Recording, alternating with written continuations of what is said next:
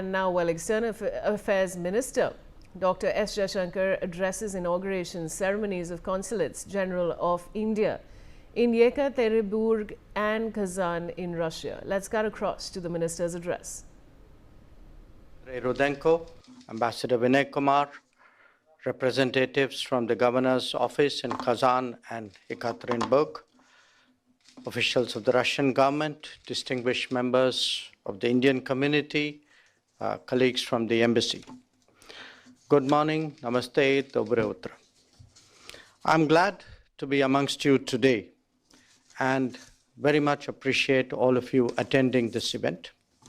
This is an important day for us when we are adding 2 more consulates, consulate generals in this country. And I want to say that over the last few months, consistent work has been underway to establish these consulates, as you heard from the ambassador, at the earliest possible time. So let me begin by recognizing the support that we received from the Russian government. So, Mr. Rudenko, really a very special thank you. And also from the regional governments of the republics of Tatarstan and the Sverdlovsk region in this regard. Yekaterinburg is often called the 3rd capital of Russia due to its industrial importance and is the gateway to Siberia. Known for its heavy engineering, gem cutting, defense manufacturing, metallurgy, nuclear fuel, chemicals, and medical equipment. The region hosts one of the most prominent international economic forums in Russia, the INNOPROM. The opening of the consulate will give impetus to enable and to strengthen the technological, scientific, economic, and trade collaboration between Indian and Russian industries. Kazan is one of the most visited cities in Russia. I've had the pleasure of going there myself after Moscow and St. Petersburg, and with good reason.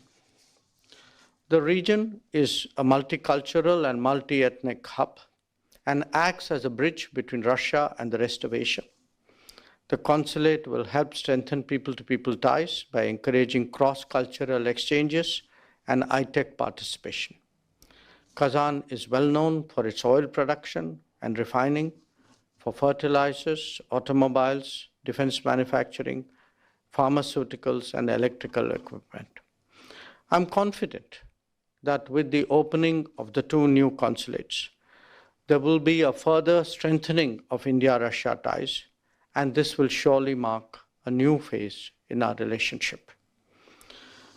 Friends, there is a sizable and diverse Indian diaspora in Russia, which includes more than 30,000 Indian students today. Out of these, approximately 7,000 reside in the jurisdiction of the Consulate General of Kazan and 3,000 in the jurisdiction of Yekaterinburg. And I'm confident that the Indian diaspora, the business community, but most of all our young students, they will benefit from the consular services and the diplomatic presence of India in these 2 regions.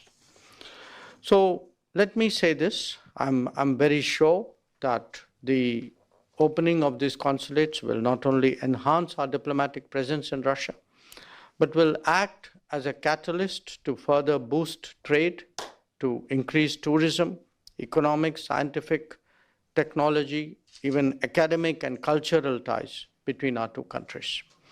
The consulates will contribute to our joint efforts in increasing our bilateral trade to $100 billion by 2030, as envisaged by the leaders. So allow me to conclude by thanking you all for joining us today. This is a very important day in the diplomatic history of India in the Russian Federation. And I'm really very pleased